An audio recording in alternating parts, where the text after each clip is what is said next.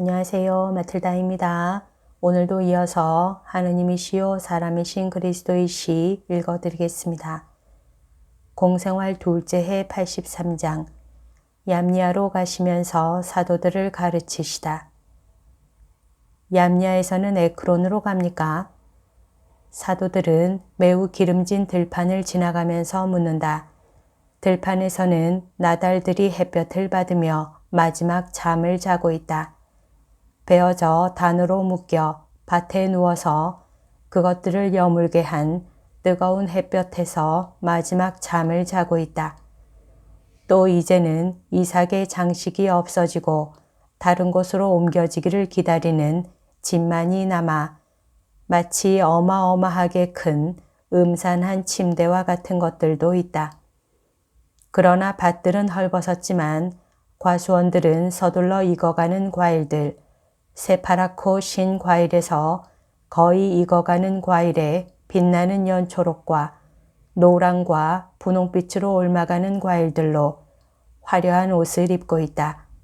무화과 나무들은 탄력 있는 껍질을 터뜨려서 그 열매들의 보석 상자를, 달콤한 과일, 꽃의 보석 상자를 연다.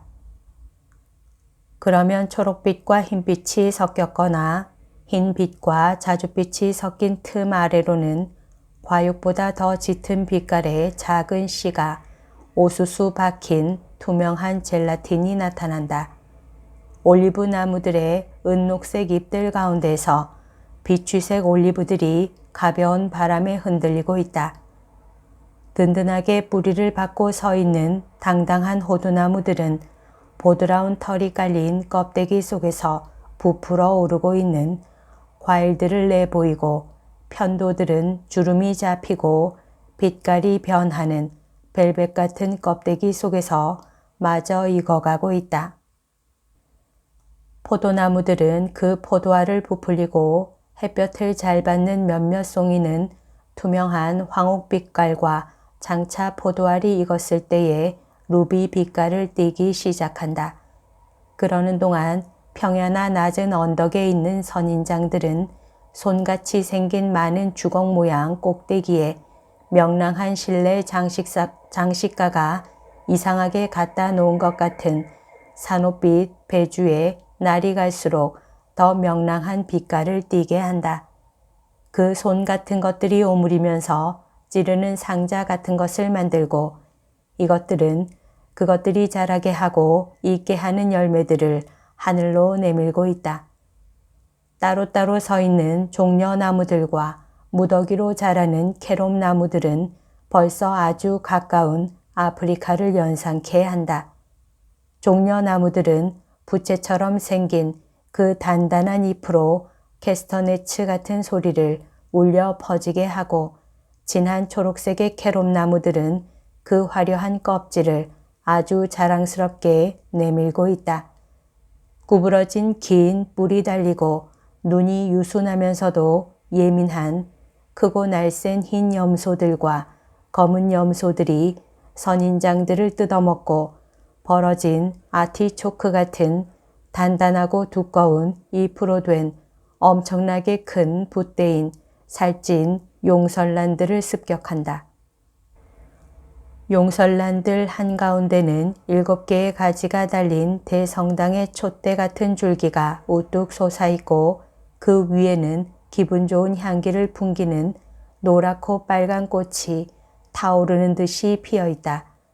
아프리카와 유럽이 손을 잡고 땅을 찬란한 식물로 덮어 놓았다. 사도의 무리는 이제 평야를 버리고 야산으로 올라가는 오솔길로 들어선다. 바다를 내려다보는 야산의 이쪽 비탈은 문자 그대로 포도밭으로 덮여 있다.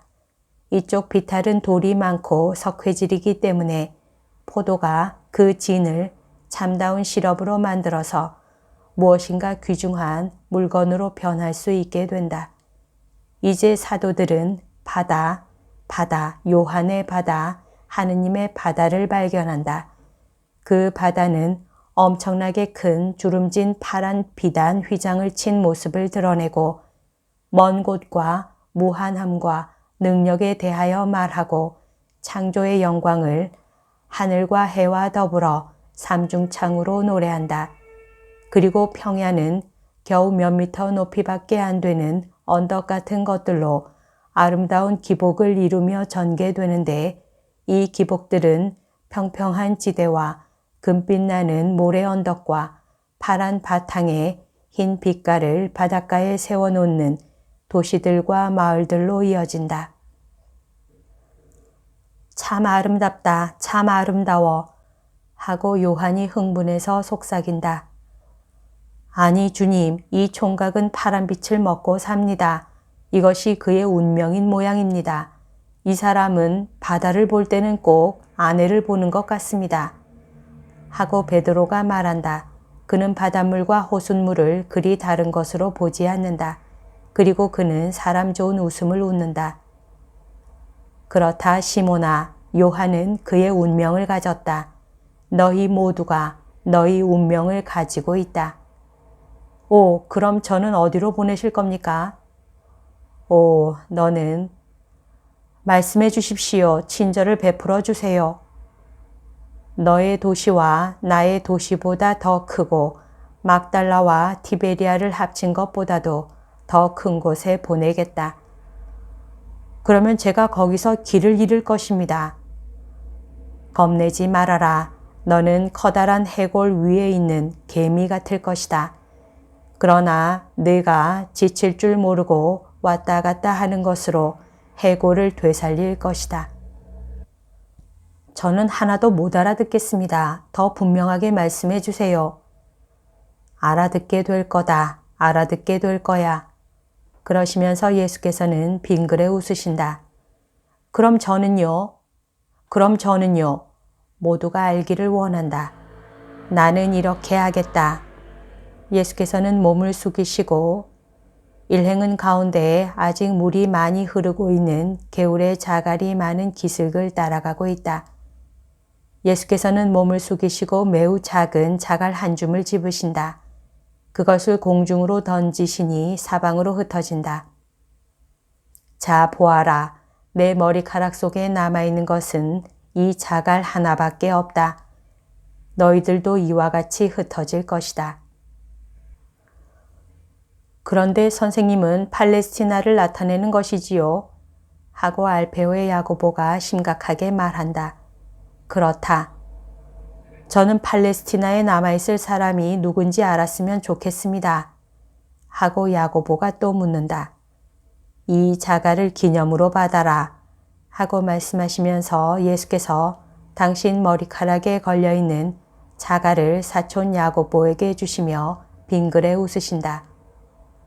저를 팔레스티나에 남겨두실 수 없겠습니까?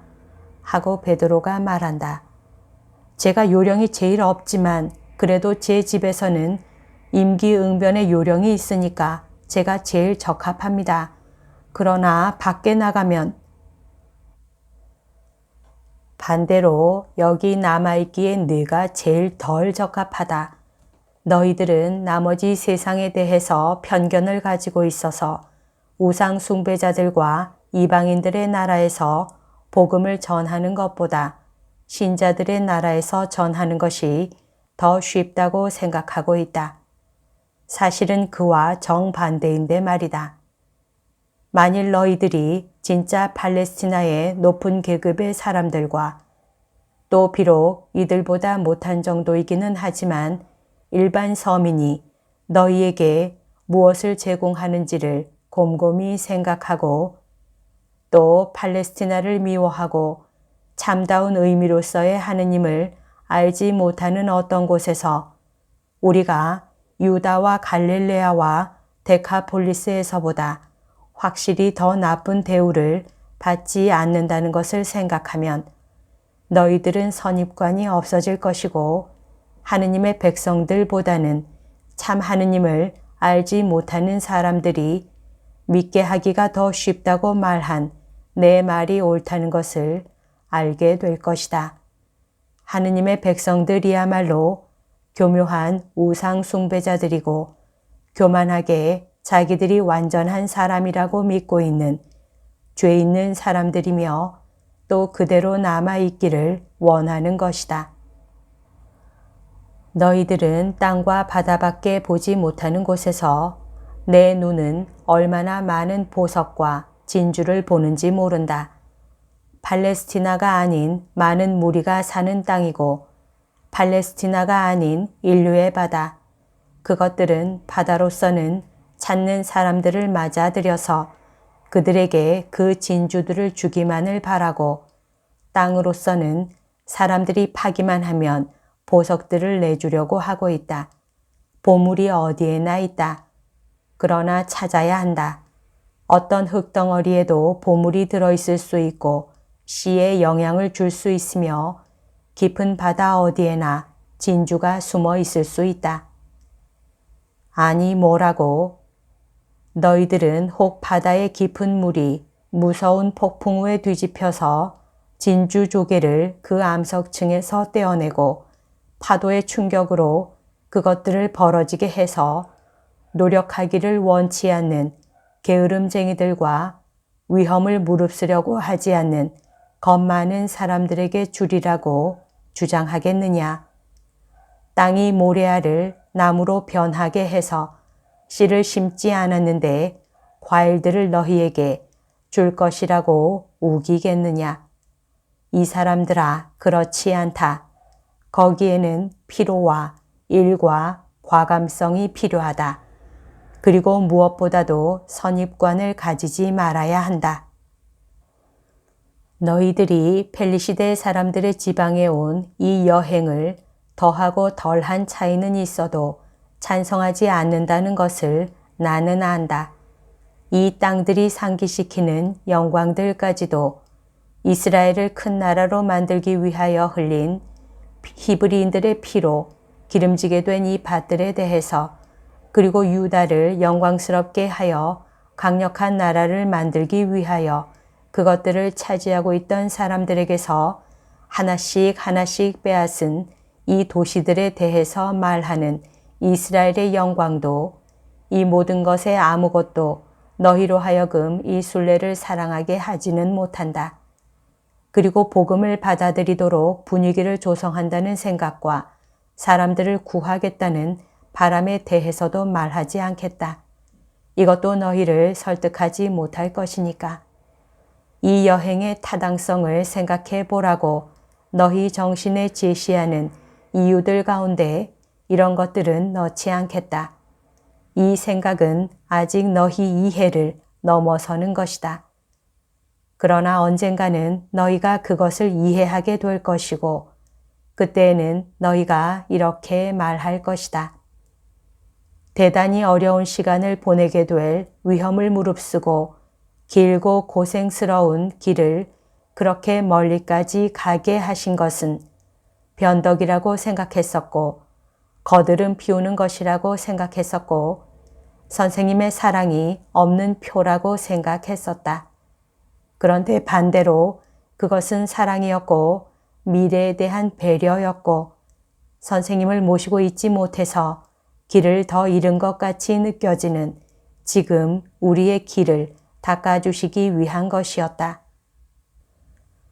그때에는 우리가 사방으로 뻗어나가면서도 포도나무가 우리에게 영양분을 준다는 것을 알고 또 포도 덩굴 곁에는 언제나 그것을 버티어주는 든든한 지주가 있다는 것을 아는 포도 덩굴 같았는데 지금은 우리가 포도나무 그루에서 영양분을 취하기는 하지만 이제는 기댈 지주가 없이 스스로 정자를 만들어야 하는 쥐목한 가지 같은 존재이기 때문이다.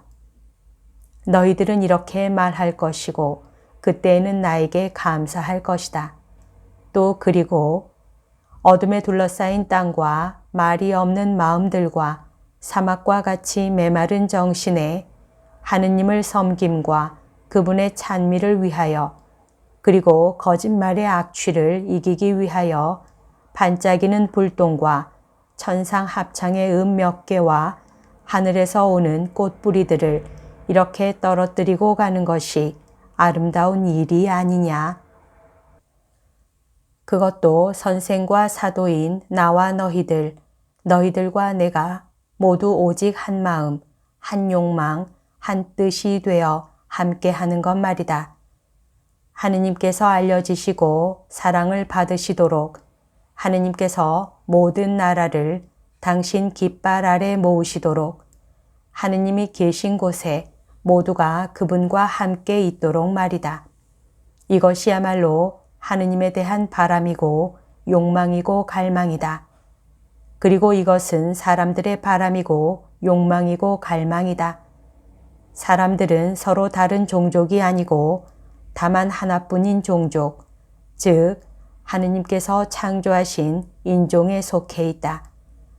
그것은 그들이 모두 오직 한 분뿐이신 하느님의 자녀들인 만큼 하늘과 진리와 실제적인 사랑에 대한 같은 욕망과 같은 바람과 같은 갈망을 가지고 있기 때문이다. 여러 세기에 걸친 오류가 정신의 본능을 바꾸어 놓은 것 같이 생각된다. 그러나 그렇지 않다. 오류는 영혼을 둘러싸고 있다. 그것은 영혼이 육체와 결합하여 있어서 사탄이 동물적인 사람에게 접종한 독의 결과를 겪기 때문이다. 또 이와 같이 오류가 마음을 둘러쌀 수도 있다. 그것은 마음도 육체와 결합하여 있어서 육체의 독에 영향을 받기 때문이다. 세 가지 사욕이 관능과 감정과 생각을 괴롭힌다.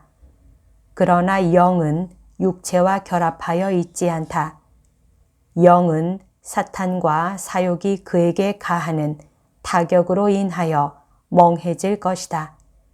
육체가 그의 앞에 세워놓는 벽과 그가 퍼져 있는 동물적인 사람의 끓는 피가 튀어서 묻는 것으로 인하여 거의 눈에 보이지 않게 될 것이다. 그러나 하늘의 하느님을 향한 그의 갈망을 바꾸지는 않았다. 영은 변할 수가 없다. 이 개울의 맑은 물을 보아라. 이 물은 하늘에서 내려왔고 바람과 해의 영향으로 물이 증발하여 하늘로 돌아갈 것이다. 물은 내려오고 또다시 올라간다. 원소는 파괴되지 않고 그 기원으로 돌아간다. 영은 그의 근원으로 돌아가기를 원한다. 돌들 틈에 있는 저 물이 너희들에게 말을 할 수 있으면 바람이 창공의 아름다운 밭들 사이로 몰고 다니게 다시 올라가기를 갈망한다고 말할 것이다. 새벽에는 시원하고 희게 또는 분홍색으로, 해가 질 무렵에는 구릿빛으로, 혹은 또 별이 총총한 황혼에는 꽃과 같이 보랏빛으로, 저 물은 대기 속에서 홀로 누리는 자유를 사랑하는데 이 급류의 두 기슭 사이에 갇혀서 흙탕물로 변할 위협을 받으면서 뱀들이 두꺼비를 결함이나 보면서 여기 있는 대신에 사람들에게 하늘을 상기시키기 위하여 권운이 조금 벌어진 틈으로 내려다보는 별들에게 채 노릇을 하거나 달이 밤에 추악한 것들을 보지 못하게 달에게 베일 노릇을 했으면 좋겠다고 너희에게 말할 것이다. 영들도 만일 감히 말할 수가 있으면 모두가 같은 말을 할 것이다. 우리에게 하느님을 주시오, 우리에게 진리를 주시오 하고. 그러나 영들은 그 말을 하지 않는다. 그것은 그들의 무서운 갈망을 가라앉히기 위하여 하느님을 찾는 숭고한 거지들인 영들의 애원을 알아보지 못하거나 이해하지 못하거나 조롱한다는 것을 영들이 알기 때문이다. 진리에 대한 영들의 갈망을 우리가 길에서 만나고 또 너희들이 항상 만나게 될 저 우상 숭배자들, 저 로마인들, 저 무신론자들, 저 불행한 사람들, 하느님에 대한 욕구를 가진 것으로 인해서 정치적으로나 가정의 이기주의로나 또는 타락한 마음에서 생겨나 여러 나라에서 발전한 이단으로 인하여 업신여김을 받는 저 사람들이 갈망하고 있다. 그들은 갈망하고 있는 것이다. 그래서 나는 그들을 불쌍히 여긴다. 존재하는 분인 나인데 내가 그들을 불쌍히 여기지 않겠느냐. 내가 사람과 참새를 불쌍히 여기기 때문에 그들에게 양식을 마련해 주는데 그들이 참 하느님께 속하는 것을 막기 위하여 그 앞에 사람들이 장애물을 세워놓은 영들을 우리는 배가 고픕니다 하고 말하면서 팔을 내미는 영들을 어찌하여 내가 불쌍히 여기지 않겠느냐. 너희들은 저들이 나쁘고 야만이고 하느님의 종교와 하느님 자신을 사랑하게 될 능력이 없다고 믿느냐? 너희들의 생각은 틀렸다. 저들은 사랑과 빛을 기다리는 영들이다. 오늘 아침 우리는 내 냄새를 맡으려고 온 그 덩치 큰 개를 쫓으려는 염소의 위협적인 울음소리에 잠이 깼다. 그리고 너희들은 우리가 그 밑에서 잠을 잔 나무의 그놈을 붙잡아 맸던 밧줄을 획 잡아 뺀 다음 어떻게 그 위협적인 뿔을 내밀고 있는지를 보고 웃었다. 염소는 편히 기우는 싸움에서 큰 몰로스 개의 공격을 받아 목이 물려 죽을 수도 있다는 것을 생각하지 않고 단숨에 나와 개 사이에 뛰어들었다. 너희 눈에는 야생의 염소와 같이 보이는 사람들의 경우도 마찬가지이다. 그리스도는 사랑이라는 것과 그리스도가 자기를 따르라고 그들에게 권한다는 것을 알게 되면 그들은 그리스도의 신앙을 지키기 위하여 용맹히 몸을 일으킬 줄을 알 것이다. 그리스도는 그들을 권유한다. 그렇다. 그리고 너희들은 그들이 오도록 도와주어야 한다. 비유를 하나 들어보아라. 어떤 사람이 결혼해서 아내에게서 여러 자식을 얻었다. 그러나 그중 한 아들은 기형의 육체를 타고나서 하등 종족에 속한 것 같았다. 그 사람은 그 아들을 자기의 수치로 생각하고 비록 자식은 죄가 없었지만 그를 사랑하지 않았다. 아이는 가장 신분이 낮은 하인들 가운데에서 업신여김을 받으며 자랐다. 그래서 생각으로도 형들보다 못한 것으로 되어 있었다. 어머니는 그를 낳으면서 죽었기 때문에 아버지의 무정을 완화할 수도 없었고 형들이 업신여기는 것을 막을 수도 없었고 그 아이의 야성적인 생각에서 나온 그릇된 관념들을 고쳐줄 수도 없었다. 그 아이는 아버지가 사랑하는 아이들의 집 가까이에 억지로 용납하는 야수와 같은 아이였다. 이러한 상황 속에서 그 아이가 어른이 되었다. 그의 지각은 늦게 발달하였다. 그러나 결국 성숙하기는 하였다. 외양간에서 살면서 빵덩어리와 누더기 옷이나 받고 한 번도 입맞춤을 받지 못하고 말 한마디 듣지 못하며 아버지의 집에 들어오라는 초청을 한 번도 받지 못하는 것은 아들 노릇을 하는 것이 아님을 깨달았다. 그래서 그의 굴 속에서 아버지, 아버지 하고 탄식하면서 괴로워하고 또 괴로워하였다. 그는 그가 받는 빵을 먹었다. 그러나 그의 마음의 허기를 달래주는 것은 아무것도 없었다. 옷을 입고 있었으나 그의 마음에는 큰 추위가 그대로 남아 있었다. 그는 짐승들과 그를 동정하는 그 고장 사람 몇몇을 친구로 가지고 있었다. 그러나 그의 마음에는 고독이 있을 뿐이었다. 아버지, 아버지. 이 부르짖음은 하인들과 형들과 동향인들도 들었다. 마치 그가 이성을 잃은 것과 같이 끊임없이 신음하고 있었다. 그래서 사람들은 그를 미치광이라고 불렀다. 마침내 그가 야수처럼 되었는데도 하인 한 사람이 감히 그를 보러 가서 왜 아버지의 발 앞에 가서 엎드리지를 않습니까? 하고 말했다. 그렇게 하고 싶지만 감히 그렇게 할 수가 없어. 왜 집에 오지 않으세요? 무서워. 그렇지만 오고 싶긴 하세요. 가고 싶고 말고 그렇게 하고 싶어 죽겠어. 이 때문에 내 몸이 어는 것 같이 느껴지고 사막에 있는 것처럼 외로움을 느껴. 그렇지만 나는 아버지의 집에서 어떻게들 사는지 몰라.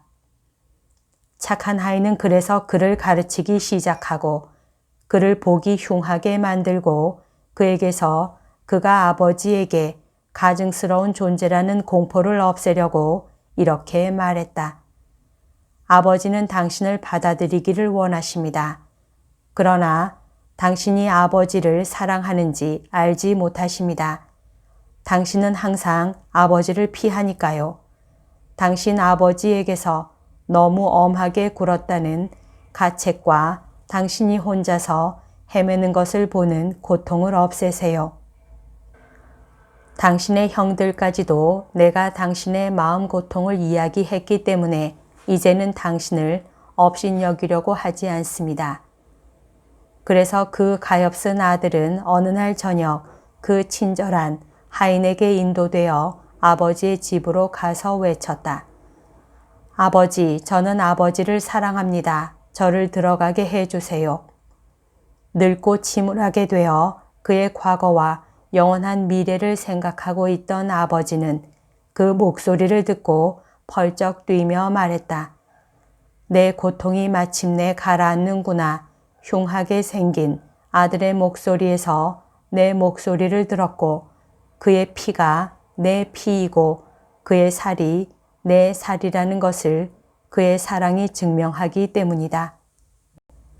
그러니 그 애는 와서 제 형들 가운데 자리 잡게 하고 내 쫓겼던 아들을 아버지의 모든 아들들 가운데 다시 데려다 주어서 내 가족을 완전하게 만든 친절한 하인은 축복을 받아라. 이것은 비유이다. 그러나 이 비유를 적용함에 있어서 너희들은 영적 기형을 가지게 된 사람들, 즉 이교인들과 이단자들과 갈라진 사람들을 생각해야 한다. 하느님은 그들의 아버지이시다. 그래서 하느님께서는 그들이 원해서 얻은 고의의 기형 때문에 그들을 엄하게 다루실 수밖에 없었다. 그러나 하느님의 사랑은 결코 약해지지 않았다. 하느님께서는 그들을 기다리신다. 그들을 하느님께로 데려오너라. 이것이 너희 의무이다. 나는 너희들에게 이렇게 말하라고 가르쳐 주었다. 우리 아버지, 오늘 우리에게 우리의 양식을 주십시오 하고 그러나 우리의 이라는 말이 무슨 뜻인지 아느냐? 그리스도 제자로서의 너희 12사람을 말하는 것이 아니라 사람으로서의 너희를 말하는 것이다. 이 청을 너희들은 모든 사람을 위하여 지금 살아있는 사람들과 이후에 살 사람들을 위하여 하는 것이다.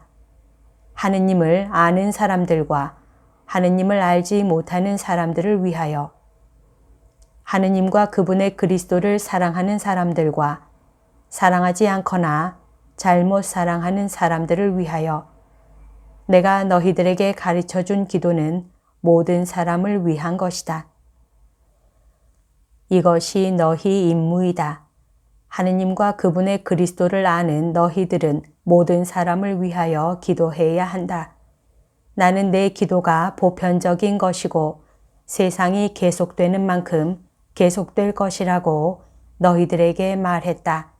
그러나 너희들은 예수의 교회의 사도와 제자로서 너희 목소리와 마음을 다른 교회들에 속하는 사람들의 목소리와 마음과 합치면서 보편적인 정신으로 기도해야 한다. 비록 그 사람들이 사도들에게서 내려간 그리스도교를 믿는 사람은 아니더라도 그리고 너희들은 아버지의 집안에 있고 그들은 굶주리고 향수에 젖으면서 한 아버지의 집 밖에 있지만 모두가 형제들인 만큼 주 그리스도인 참된 빵이 부정탄 음식들과 섞이는 다른 식탁에 차려지지 않고 사도들의 식탁에 차려져서 너희들에게와 같이 그들에게로 주어질 때까지 꾸준히 계속하여라. 아버지께서 저 보기 흉한 형제들에게 이렇게 말씀하시지 않는 동안은 꾸준히 계속하여라.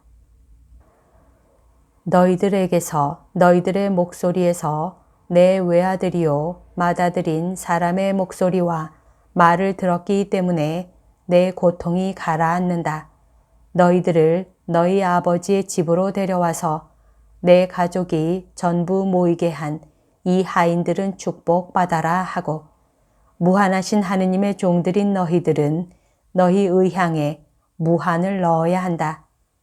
알아들었느냐? 얌야에 다 왔다. 한 번은 계약의 궤가 이리로 지나서 에크론으로 갔는데 에크론에서는 그것을 그대로 간직하지 못하고 벳세메로 보냈다. 궤는 에크론으로 돌아왔다. 요한아, 나와 같이 가자. 너희들은 얌야에 남아있어라. 그리고 생각을 깊이 하고 말할 줄을 알아라. 평화가 너희와 함께 있기를. 그리고 예수께서는 요한과 염소를 데리고 가신다. 염소는 매매 울면서 개처럼 그들을 따라간다.